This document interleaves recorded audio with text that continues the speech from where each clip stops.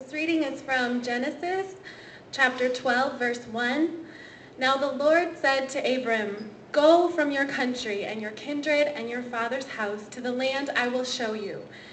I will make of you a great nation, and I will bless you and make your name great so that you will become a blessing." I never doubted that I was a descendant of immigrants. One of my ancestors came to Northeast Iowa in 1854.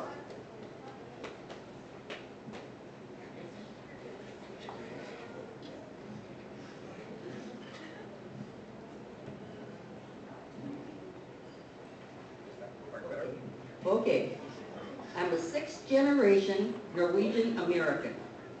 When I started school shortly after World War II, each year they required us to fill out a form that would state our nationality. Even though I was a very poor speller, I would laboriously try to spell out Norwegian. After several years, a teacher leaned over my desk and said, "It would be a lot easier if you would just put USA." Why did my ancestors come to the United States? I'd like to quote from a Winnebago County family genealogy, which was written by Sivat Storla, entitled Immigration Sogna Settlement.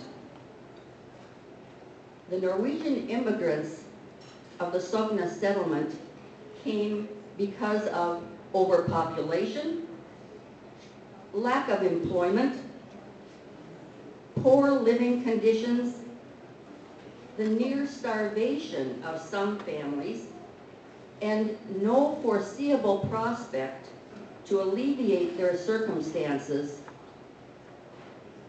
accounted for the large emigration at this time. Need motivated my ancestors. One of the most important aspects of ethnic culture is stories.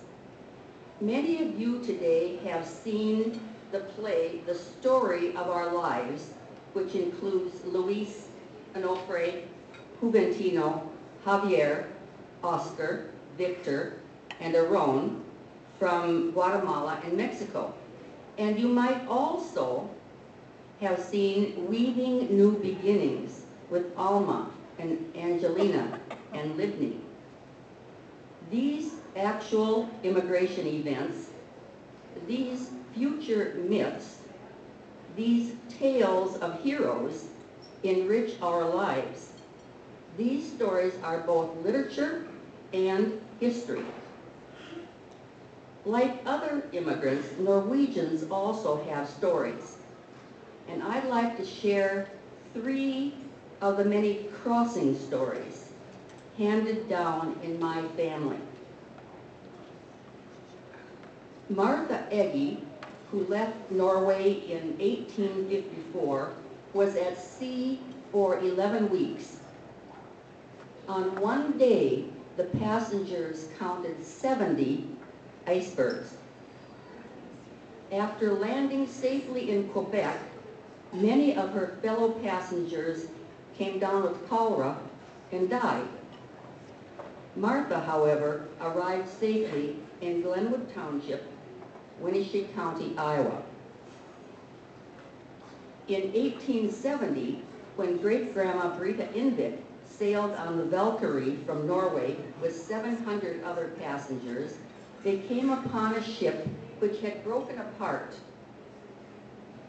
It was burning.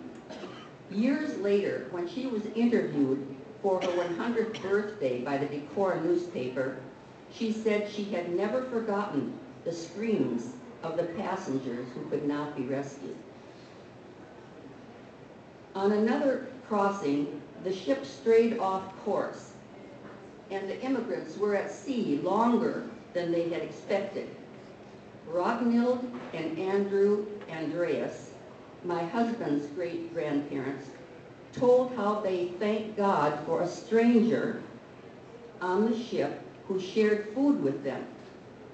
They believed that without this good man, their 3-year-old son and the younger twins would have died.